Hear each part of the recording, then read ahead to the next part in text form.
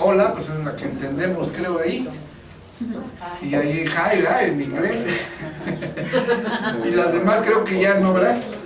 Y entonces así, porque si nosotros nos empezamos a investigar de qué país es cada una de esas palabras escritas, pues sí, seguramente de algún país que tiene ese lenguaje, ¿verdad?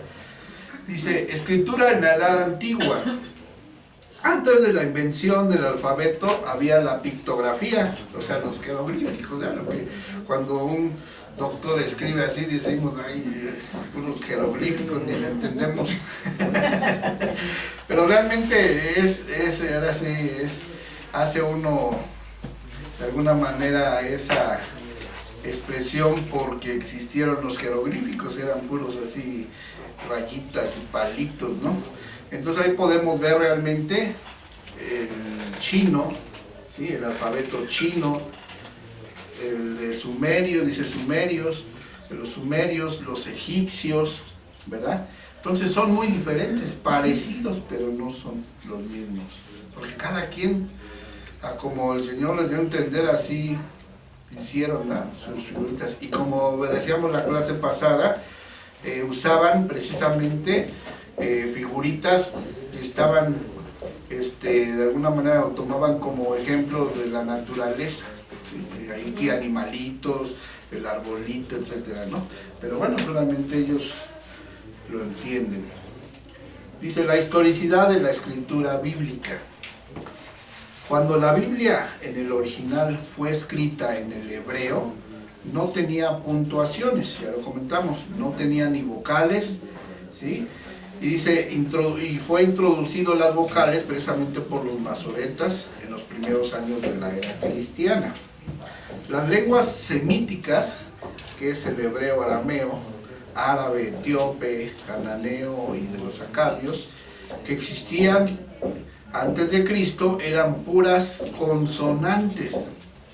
No había signos de puntuación y todo el escrito estaba junto.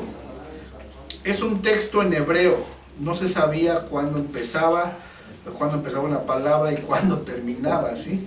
Era un sancoche de letras. Pero después de Cristo hubieron unos eruditos judíos llamados masoretas, que son los que precisamente crearon esto, ¿verdad? Las vocales y la puntuación, ¿sí? Masoreta proviene de la composición masora, que es tradición. Ellos eran expertos en la conversación del texto, o sea, ellos dominaban eso. Entonces ahí podemos observar uno de ellos, ¿sí? Que está precisamente interpretando o traduciendo, ¿sí? Los masoretas, ellos eran expertos precisamente en conservar el texto original hebreo, ¿sí? Eran muy cuidadosos. ¿Por qué? Pues por, como dijimos, conocían precisamente, y lo vemos aquí, dice que conocían precisamente el lenguaje, las costumbres, estaban relacionados con ellos, eran expertos.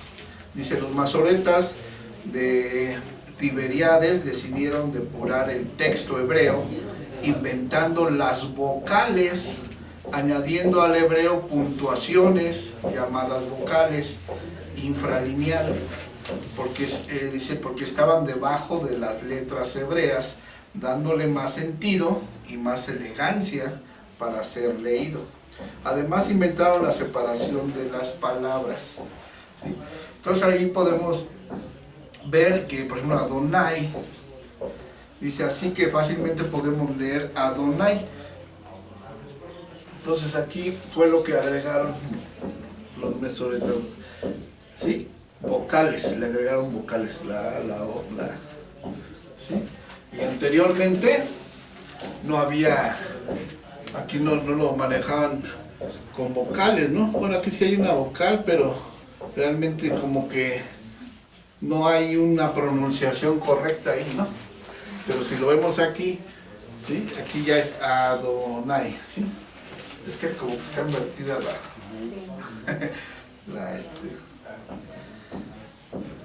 la fotografía, pero bueno, ¿sí? Adonai, ¿sí? Y esto era la simbología que usaban, y entonces aquí pues ya le agregaron estas letritas que significan vocales, puntuación, y que ya traduciéndolas dice así, Adonai.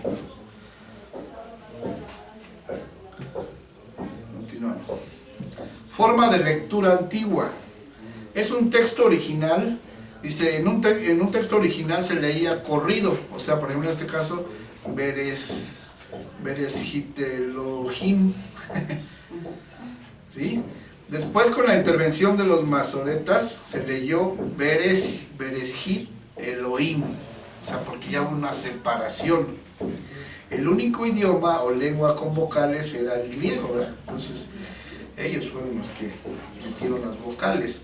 La traducción de la Biblia ha pasado un proceso inimaginable. Primero fueron escritos en pergaminos y papiros, que por su material, tanto del lugar del escrito y el material de escritura, con el tiempo fue imposible conservarlo, ¿verdad? Efectivamente, porque si nosotros vemos los pergaminos, con el tiempo, ¿qué pasa?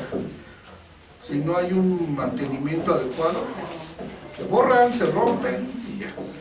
Por ejemplo, en las bibliotecas, no sé si han visto que les dan mantenimiento a los libros, porque hay libros antiguos que, ¿qué pasa? ¿De qué están hechos? ¿De qué está hecho el papel?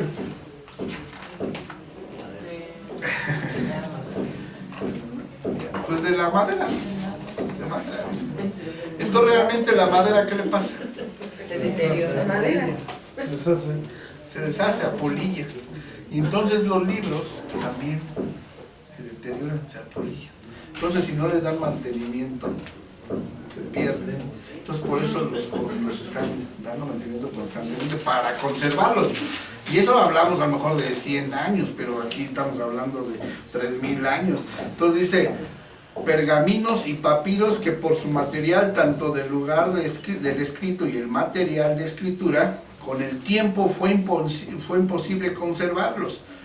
Dice, conforme se descubrieron nuevos materiales de escritura, se fueron reescribiendo, pero muchas copias de los originales se perdieron. ¿Sí? Se perdieron muchos. No sé, porque a lo mejor no se tenía esa, pues ahora como le decimos, tecnología que podemos hacer que un libro se conserve, ¿no? Un material se conserve. Antes no se conocían muchas cosas y por más que quisieran, pues ya no se pudo rescatar, ¿no? Entonces dice que muchos precisamente de los pergaminos se perdieron. Dice, ¿qué tenemos? Dice, ahora tenemos copias de las copias, de las copias, de las copias. Sí, o sea, realmente es eso lo que tenemos, porque realmente el original no lo tenemos, el original algunos ya no existen. ¿Sí? ¿Por qué? Porque dice que conforme se fueron descubriendo nuevos materiales, pues se fueron transcribiendo, ¿sí? Reescribiendo para irlos conservando. Dice, se fue perdiendo la esencia de la inspiración.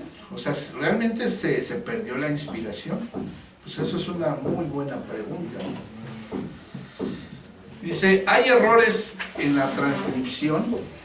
¿Qué pasa cuando una mala transcripción? Dice, los judíos hasta hoy tienen el Tanaj. ¿Sí? ¿Qué es el Tanaj? Ya lo vimos al principio, Tanaj o Tanaj Jonca, que es precisamente la Biblia hebrea, ¿no? Así es. Entonces, la Biblia hebrea, exactamente. Entonces dice, los judíos hasta hoy tienen el Tanaj, conjunto de 39 libros de la ley, ¿sí? El Sefer Torah, el Torah, ajá, y en las sinagogas lo siguen leyendo, o sea, todavía esto para ellos es lo actual, ¿no? Porque acuérdense que ellos pues siguen esperando al Mesías, ellos no tienen el Nuevo Testamento, no creen, ¿sí? Entonces dice, cuando el soferín o escriba al transcribir comete un error, el rollo lo guarda en una caja especial y lo conserva, ya que ahí se escribió el nombre sagrado de Dios. Muchos por eso no rayan la Biblia, por este pensamiento judío, ¿sí? Que tiene las escrituras. Dice, es algo de la cultura israelí. Imagínense, ¿no? Si vieran nuestra Biblia toda rayada, así es, ¿no? Entonces, pero vean, esa es una tradición de ellos. Ellos realmente, no sé, pues a Dios lo ven sagrado y realmente, pues ellos dicen que al transcribir, por ejemplo, las escrituras, si se equivocan, eso no lo tiran, lo guardan, lo conservan porque es sagrado, ¿no? Entonces, y que no rayan la Biblia por ese pensamiento que tienen. Entonces, pues realmente vemos pues el tipo de cultura, el pensamiento que ellos tienen. Entonces, tiene que ver mucho eso también, conocerlo. Dice, ¿hay errores en la transcripción? Sí. Por ejemplo, cuando se traduce del griego al griego, pictografía, dice, hay letras muy parecidas que se confunden. Con el tiempo las letras sufren daños, así como en el hebreo y arameo, y al traducir este texto al español puede haber un error tremendo porque no era el original, ¿sí? Entonces sí hay transcripción, ¿no? Dice, ejemplo de error de pictografía, y ahí nos marca en 1 de Corintios 1, del 11 al 14. ¿Sí? Vamos a ver, 1 de Corintios, del 1, del 11 al 14. A ver qué dice.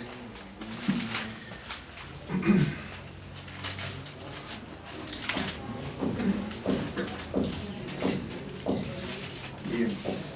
Dice, porque he sido informado acerca de vosotros, hermanos míos, por los de Cloe, que hay entre vosotros contiendas.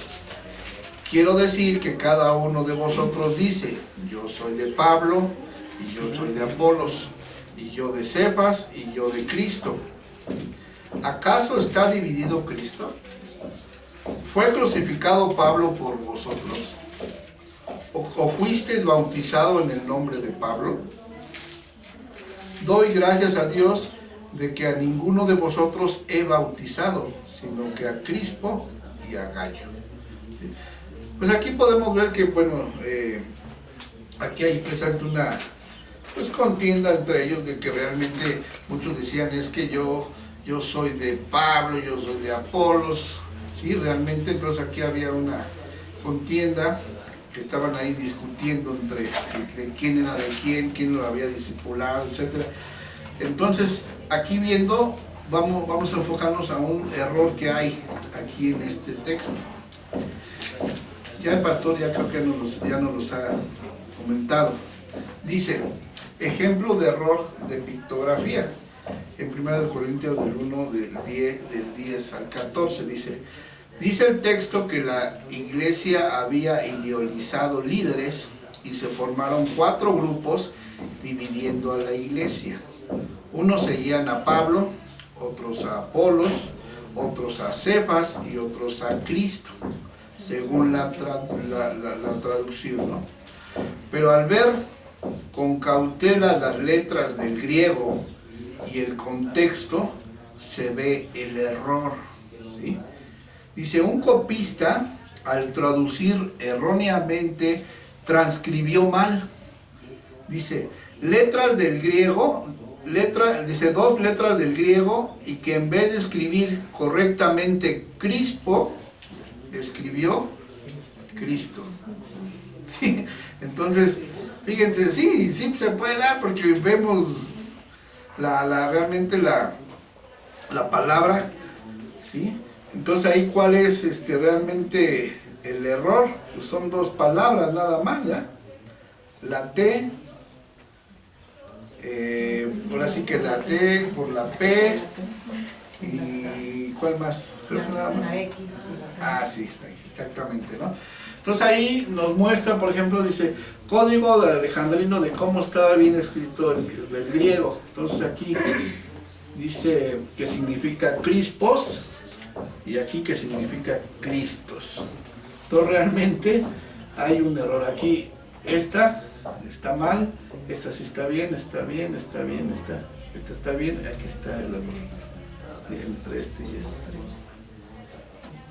¿verdad? Entonces, ¿qué significa Cristos? Entonces ahí dice, en el contexto Pablo hablaba de los líderes de la época en la iglesia, con los que hicieron partido en el verso 14, donde se menciona al cuarto líder, que es Crispo. No podría haber dicho Pablo Cristo, ¿verdad?, sino Crispo, que era el otro líder al que se tomó partido en la iglesia de Corintios, ¿sí? Entonces ahí vemos precisamente en el texto que leímos, que menciona precisamente 4 grupos, ¿verdad?, que se estaba dividiendo la iglesia, y unos decían que eran de Pablo, otros de Apolos, otros de Cefas, y otros a Cristo, pero no era Cristo, era Crispo, ¿sí? Entonces ahí vemos y observamos que hubo precisamente una mal ahí traducción, ¿sí?, y que fue del que copió de un lado a otro y lo puso mal. O sea, ahí se cuatrapió, por decirlo así, ¿no? En vez de Crispo puso Cristo. Bien. No sé si más o menos vamos viendo esa parte de a qué queremos llegar. Realmente que pues sí se va perdiendo, ¿no? Pero bueno, vamos a ver realmente si la esencia se pierde. Bien. Dice, claro que en el ejemplo anterior se ve claro el error, ¿verdad? ¿Por qué? ¿Por qué aquí vemos claro el error? Pues realmente porque estamos comparando realmente las letras, y nos ponemos a analizar y vemos ahí que sí hay diferencia, ¿sí? Hasta sin saber el idioma, pues vemos que esta letra es muy diferente a esta, ¿verdad? Y la T a esta. Entonces ahí vemos que ahí hay un error. Pero ¿qué les parece si ahora lo vemos aquí? ¿Dónde está el error? ¿Verdad? Entonces ahí dice aquí, fragmento de pergamino griego. Así eran los pergaminos. Miren, pedazos de ahí ya que quedaron ni completos, ¿verdad? Entonces imagínense, para poder traducir eso, como decíamos, eran textos corridos. No había vocales, no había acentos, no había puntos. Entonces, qué difícil, ¿no? Dice, claro que en el ejemplo anterior se ve claro el error, ¿verdad? Pero en la pictografía no. Por esa causa erró el copista al traducir. Pues sí, es normal, ¿no? Una rayita ahí pensando que era escrito a lo mejor, y no, a lo mejor es una cuarteadura del pergamino, ¿no? Puede ser. Dice, y con el tiempo se quedó así, pero no deja ser error. Entonces van a haber errores. Entonces, pero ¿cómo los vamos a ir de alguna manera descubriendo? Pues a través de estar conociendo, estudiando más, ¿sí? Comparando Biblias. O sea, el pastor nos recomienda mucho a comparar varias versiones, ¿verdad? Por ejemplo, ahí la semana pasada me hacían un comentario en el libro precisamente de Job, ¿sí? En el capítulo 2, versículo 9. A ver, vamos. Job 2:9.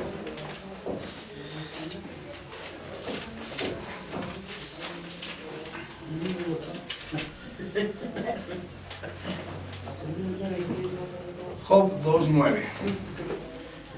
Dice, entonces le dijo su mujer, ¿aún retienes tu integridad? Maldice a Dios y muérete. ¿Verdad? Ok. Así dice, maldice. ¿Y ustedes qué opinan? ¿Sí es correcto eso? Sí. Sí, bueno, de acuerdo aquí a la versión, sí es correcto. Ya lo checamos, ya lo investigamos y sí es correcto. Si nosotros nos vamos a la versión de 1909 de Reina Valera, hay ahí un detalle bien grande. Dice bendice. Dice bendice. Dice bendice.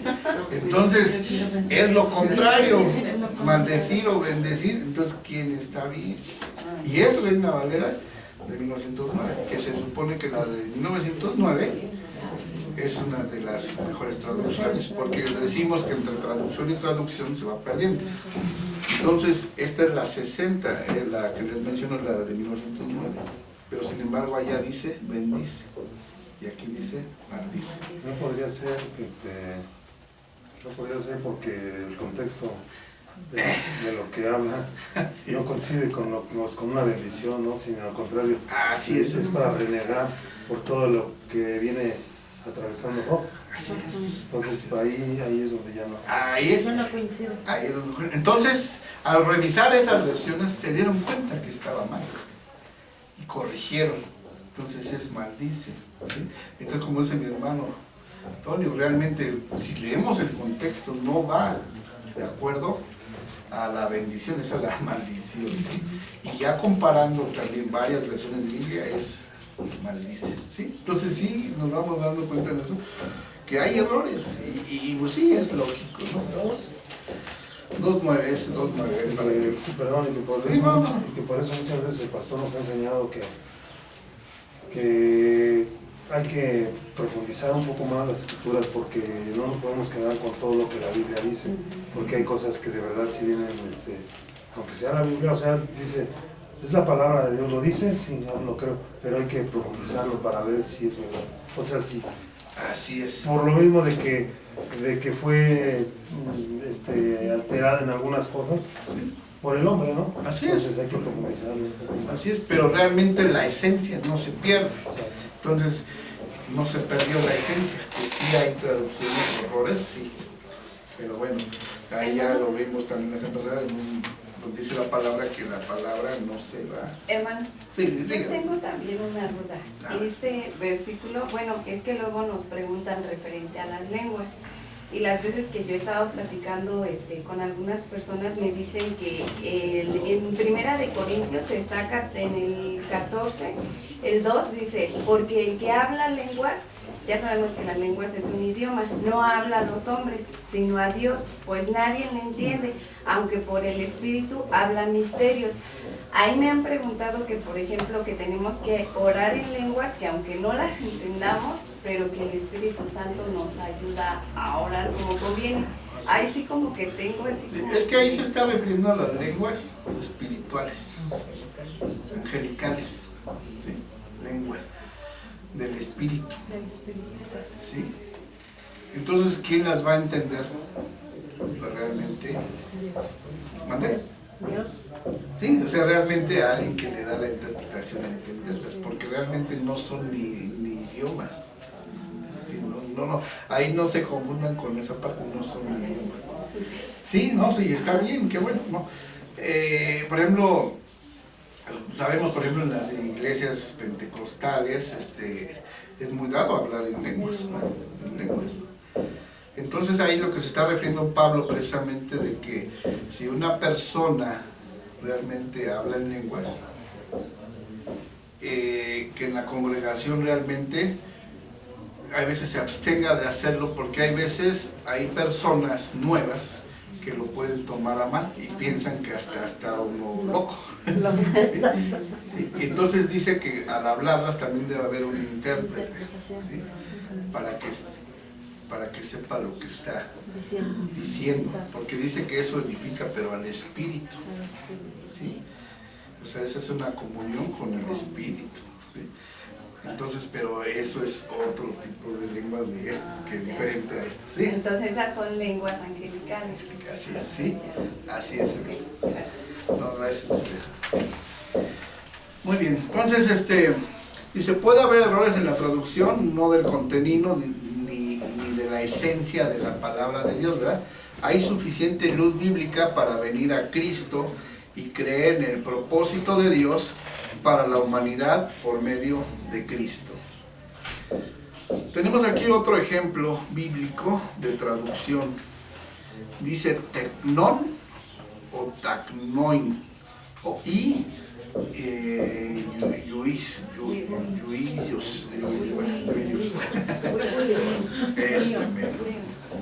Dice el término hijo en la Biblia, en la traducción del griego, como se le llamó a Jesús en el Antiguo Testamento. Entonces, ahí le llaman hijo, ¿verdad? En la Biblia. Dice, debemos saber que en griego hay dos términos para esta palabra. El teknon, hijo, que fue engendrado, y ahí nos dan varias citas, ahorita lo podemos corroborar, y el tagnoin, ¿sí? Pero al referirse a Jesús, se escribió la palabra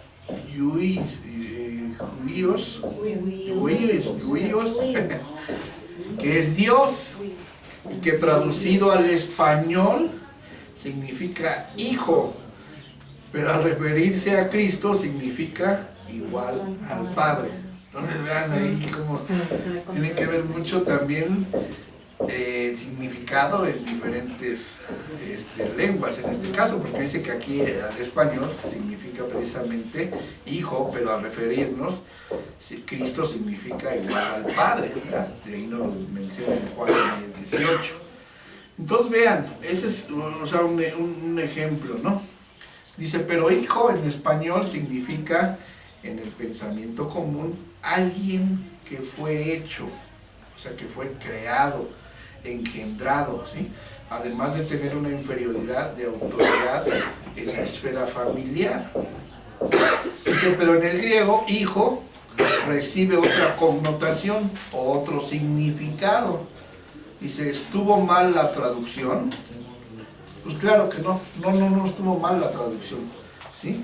Porque dice solamente que se debería entender por la intencionalidad, o sea, la cultura, la tradición o las costumbres, e incluso la profecía del pueblo, en este caso, el judío que fue del idioma hebreo a la traducción griega y su significado. Entonces aquí lo que nos deja ver que no estuvo mal la traducción, ¿sí? Sino realmente es lo que significa en ese lugar. Por eso nosotros necesitamos precisamente conocer bien también los significados de la palabra, las raíces, porque eso nos va a ayudar precisamente a entenderla. Entonces aquí ponen el ejemplo precisamente de hijo, ¿verdad?